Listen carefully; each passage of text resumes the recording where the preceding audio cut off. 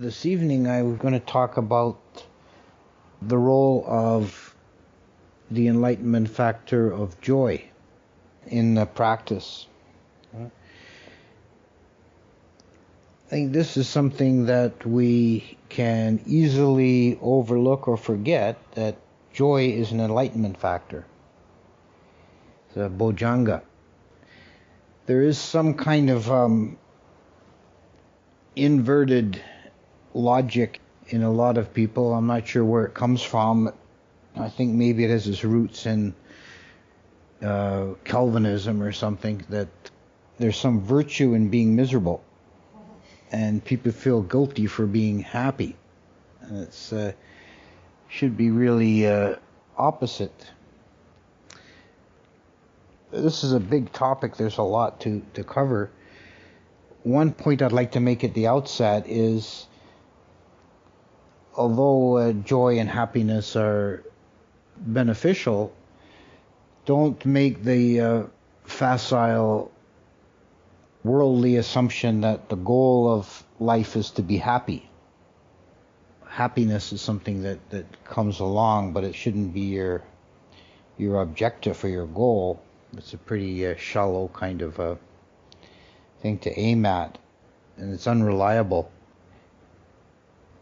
If we can look at the classifications in the Abhidhamma of the different kinds of consciousness and what mental states they are associated with, there's an interesting detail, and this is often the case with studying Abhidhamma, as you're overwhelmed with a mass of detail, and once the correlations become clear, something significant pops out. Of the three feeling tones, feeling of happiness or well-being, sukha, and the feeling of unhappiness or misery, dukkha, and neutrality or equanimity, adukkam asukham, neither dukkha nor sukha. If those are correlated with active mental states which are skillful or unskillful, we find that there is no case where a skillful mental state is associated with unhappiness. Happiness and neutrality can be associated either with unskillful or skillful states, but unhappiness is only ever associated with unskillful states. And that's worth contemplating. One conclusion you can draw from that is there's never any spiritual benefit that comes from feeling down, from feeling sad, or having negative states. There's never any spiritual benefit comes from it. It's important to put in a bit of a caveat here, because I have found, talking about this in the past, that some people hear it the wrong way, and they make themselves even more miserable because now they feel guilty for being sad. It's not the intention. You're going to have states of unhappiness, of sadness, of grief arising in the mind from time to time until you're at least an anagami.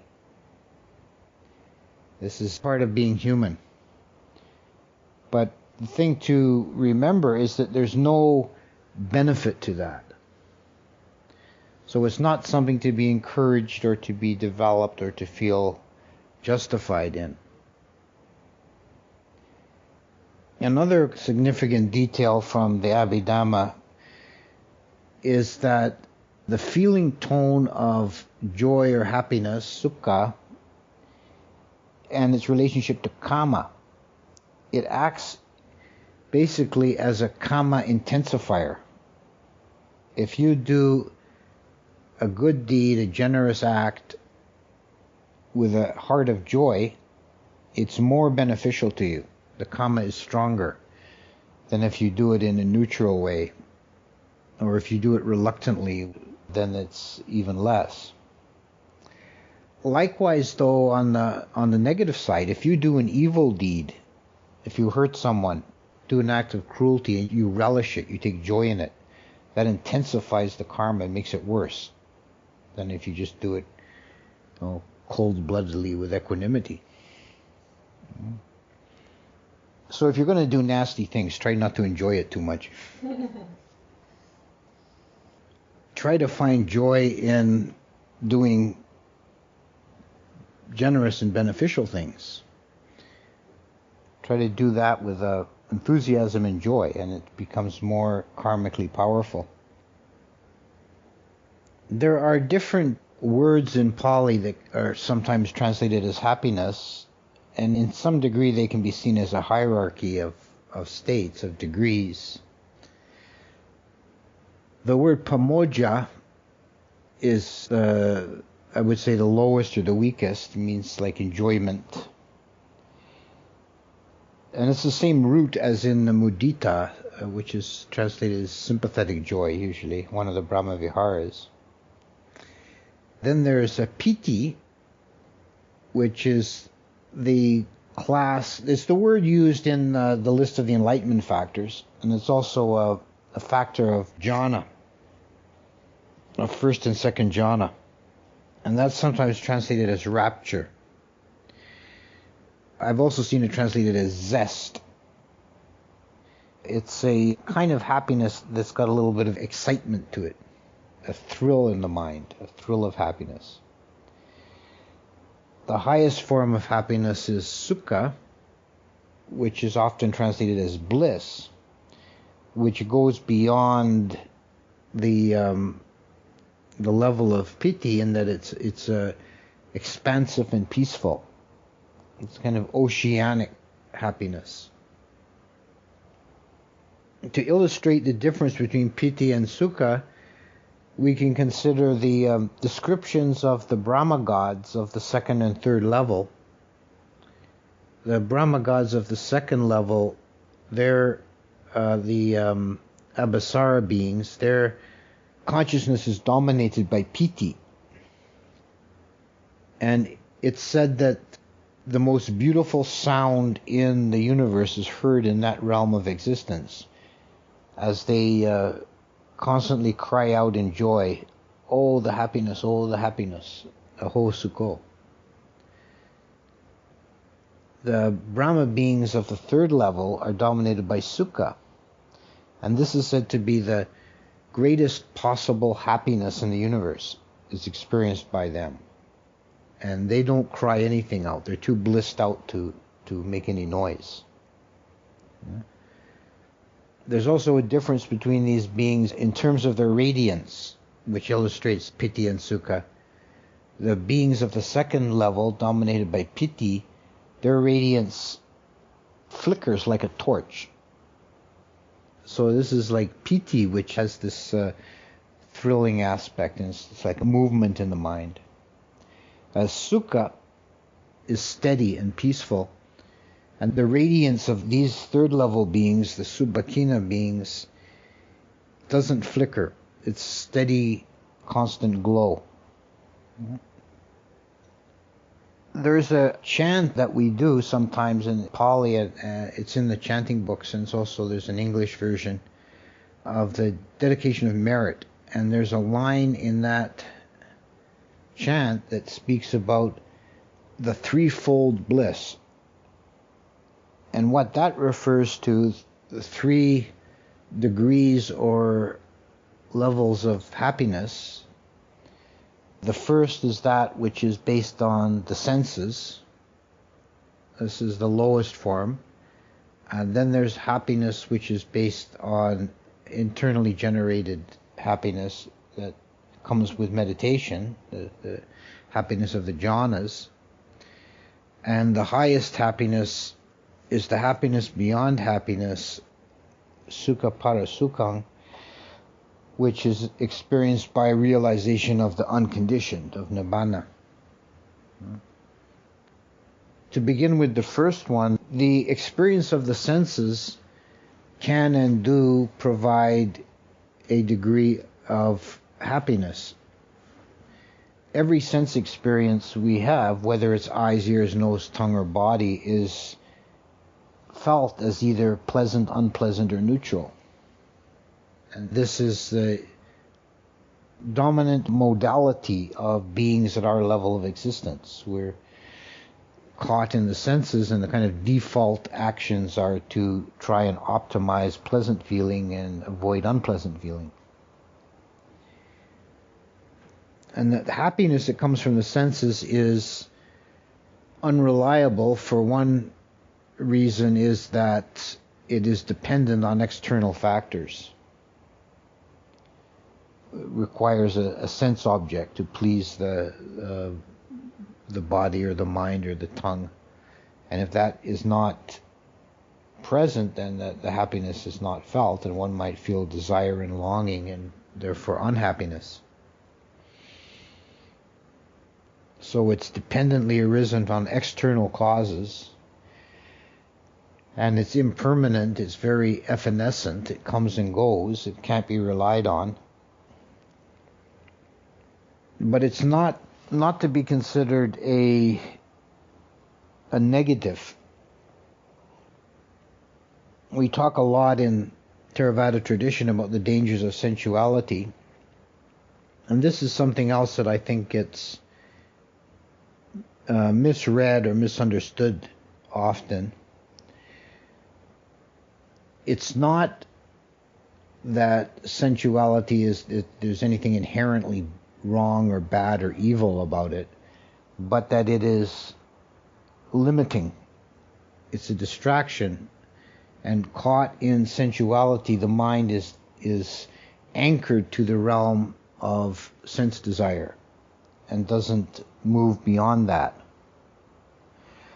So that's why one of the very important factors in developing meditation, particularly if you're doing a sustained practice like you're on a retreat, one of the very important factors is sense restraint, indriya samvega,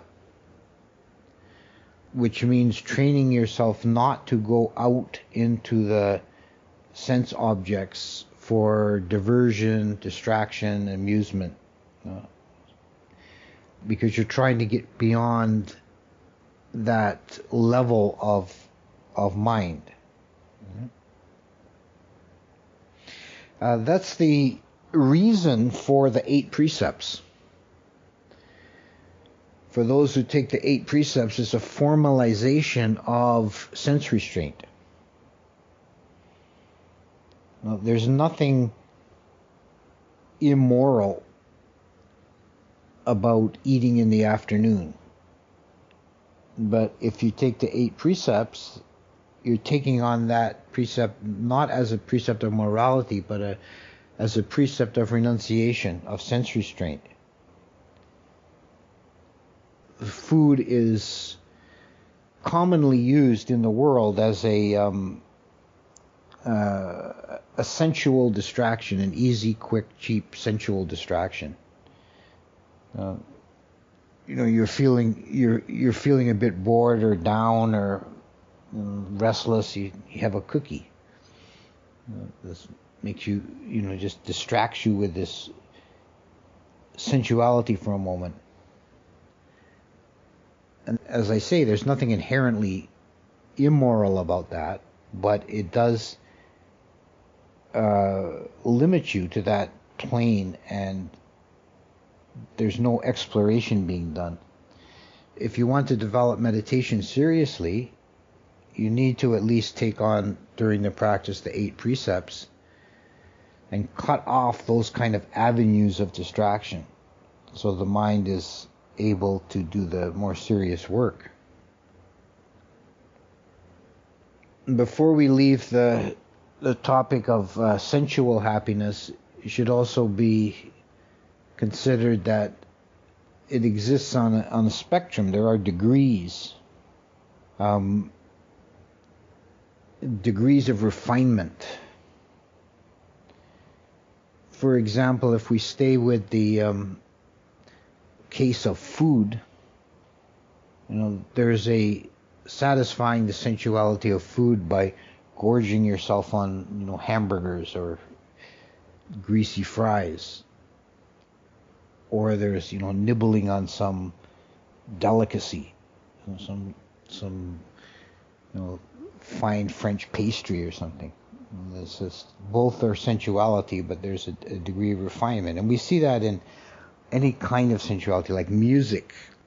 Like all music is an enjoyment of the ear sense. But some forms of music are coarse and rough to the consciousness, and some are refined and elevate the consciousness without ever transcending that sense desire sphere. This is why there are various degrees of heaven realms in the Buddhist cosmology, because the sensuality becomes increasingly refined. Now, on this earthly plane, we can have, for example, the enjoyment of the beauty of nature, which is a sensual experience, but it's not one that leads to a desire for possession, and it's not a low, rough form of sensuality. It's a more refined form. But even these most refined forms have to be transcended to experience the degree of happiness, the second degree of happiness, which is the happiness that comes from meditation, the jhanic happiness, which is piti as a jhana factor, and then sukha as a higher jhana factor. And these are superior to sensual happiness in that they're not dependent on external factors. They're internally generated. And they're steadier. They're more reliable in that way. And it's only possible to access these by transcending the sense sphere.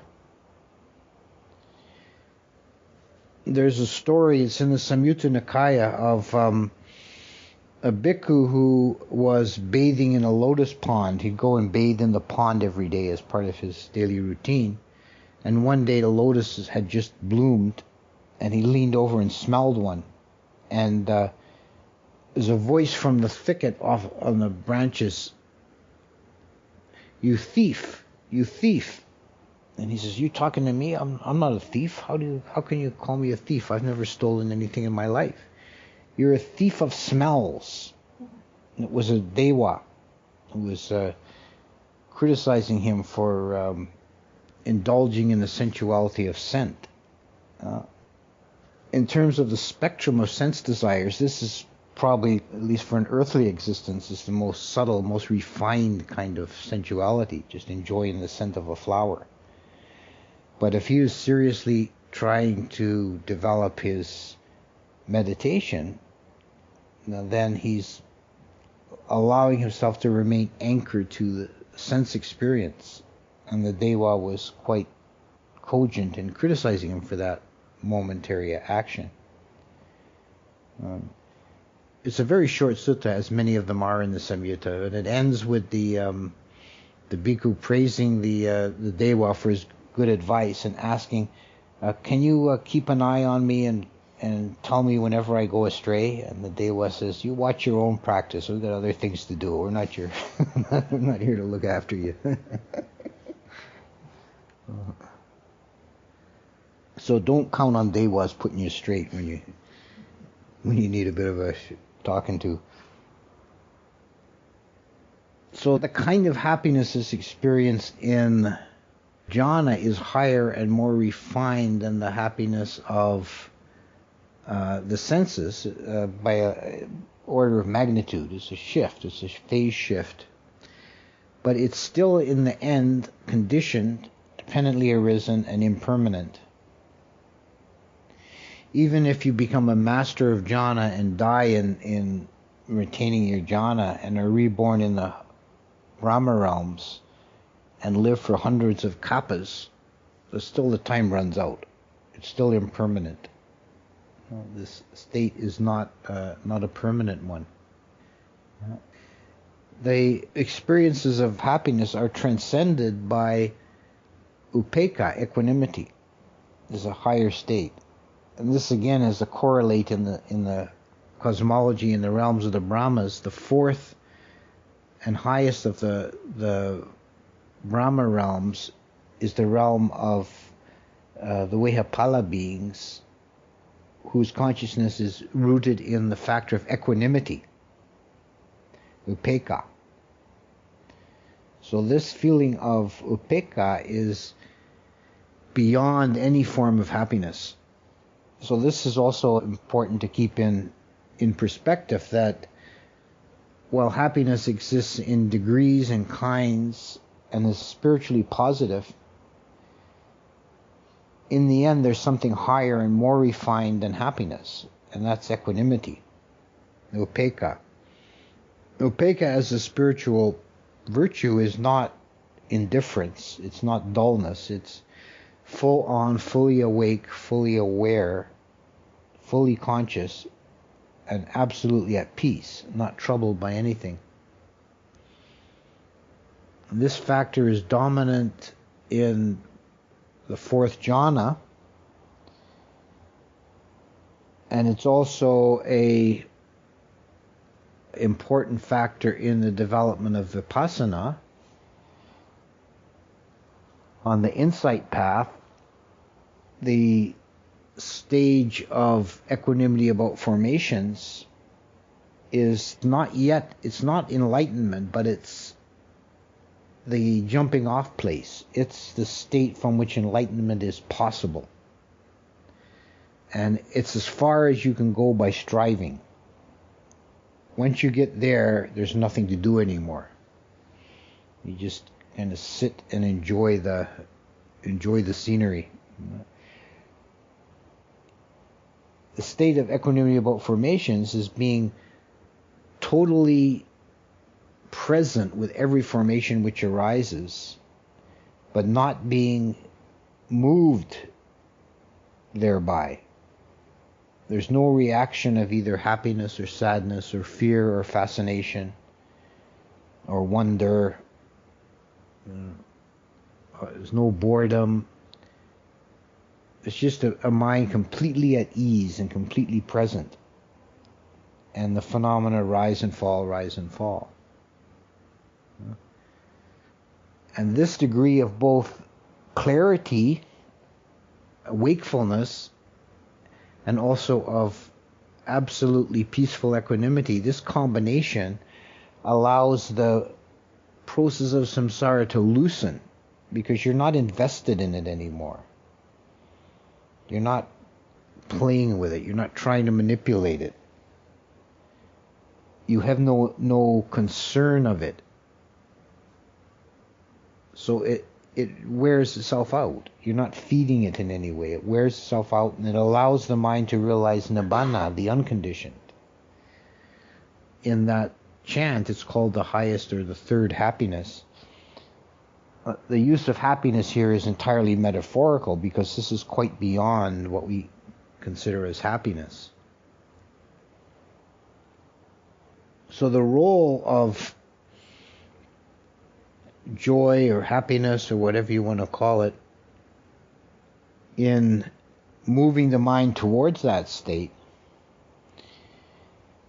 is that it brightens, opens, and awakens the mind, makes the mind more buoyant.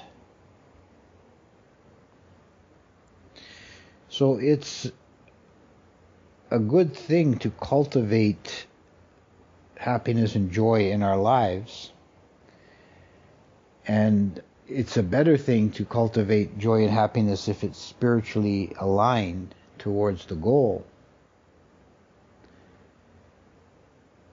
One of the most traditional classic ways of cultivating happiness is devotional practice. The puja, chanting, tending a shrine.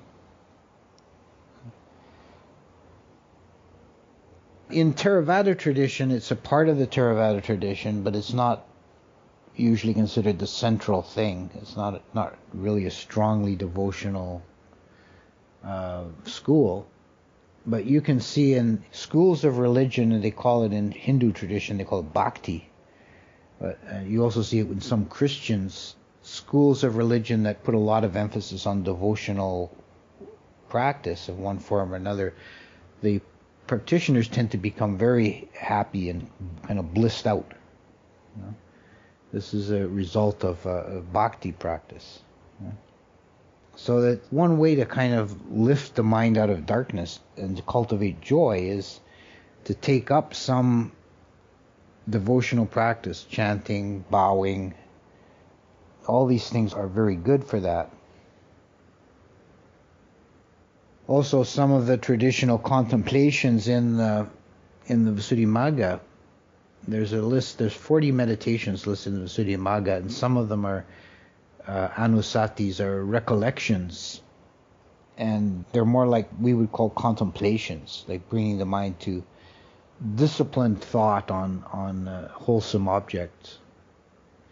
Contemplation of Buddha, contemplation of Dhamma, contemplation of Sangha, contemplation of devas, and contemplation of virtue are those which particularly rouse the mind to joyful states. The contemplation of virtue bears a little talking about. I spoke at the beginning about a kind of perverse habit of mind of relishing being miserable, which is all too common. There's also related to that a habit of mind of dwelling on your shortcomings, endlessly thinking about things you've done wrong, mistakes you've made, where you've messed up, where you've been neglectful, whatever. And this is, again, an unskillful, useless mental activity. The contemplation of virtue is the opposite of that. It's a contemplation of whatever degree of goodness is in you. Think of the good deeds you have done. Think of the sacrifices you have made for others. Think of the kindness that you've exhibited. Think of your morality. To let the mind go there, dwell on that. I think people are sometimes reluctant to do that kind of thing because they think it's like self-aggrandizing. But as long as you're honest with yourself, you recognize you have shortcomings. It's important to note them, recognize them, and work on overcoming them, but not to dwell on them and wallow in them, think about them, and to castigate yourself for them. It's much more useful to focus on things you've done well and good. This is actually something that's very useful to bring to mind of someone who's in their last stage of life, someone who's dying. If you can get them to recall and recollect good deeds they've done. Now this puts that karma to the head of the queue. But we can do this at all times. Even not done as a formal sit-down kind of meditation, but just to bring it to mind, from time to time. If you're feeling negative about yourself, counter it with thinking, oh yeah, but I did that such and such. I helped old Joe with his project or whatever, and just bring it to mind and counter the negativity. Contemplating Buddha Dhamma Sangha is a formal practice that is also considered a protection. This is your refuges. It protects you from all kinds of mental negativity, purifies the being. The chant that we started this puja with today, the Itipiso chant, is a list of the attributes of Buddha, Dhamma, and Sangha. And these attributes can be contemplated one by one. This is the formal way to do the meditation, is to run through the list of attributes and contemplate them one by one. This brings to mind higher qualities. It brings to mind, aligns the mind to higher states, and it naturally rouses up joy. And if you find ways to bring up joy in your being that is spiritually aligned towards the higher states, it has a tremendously purifying and brightening effect on the mind. And it helps to clear the way for the more rigorous internal work of examination of states and the realization of truth. In the Upanishad Sutta, there is a variant on the Paticcasamuppada, the dependent arising, that shows the way out of conditioned existence. And the way out begins with a being in an ordinary state of suffering, of dukkha. And the first movement out of that state is saddha, faith or confidence. And that leads to pamoja, or joy, enjoyment. And that then leads on to a whole sequence of higher states culminating in the realization of nibbana. But just consider that first initial movement. The mind that's immersed in dukkha and suffering first moves out of that state with the arising of saddha, this faith. One way of looking at that is, for a being who is really mired in suffering, then there's not any chance for that being to rouse up any of the more refined sort of degrees of insight or samadhi or anything like that. The only lifeline they can grab at is faith. There is a way out of this. So essentially, it's faith in the third noble truth, that there is an end to suffering. It's the first glimmer of light. There is a way out of this. And that naturally leads to joy. So a grounding in faith is very important and is a prerequisite for all the higher states. So I think I'll conclude the remarks there.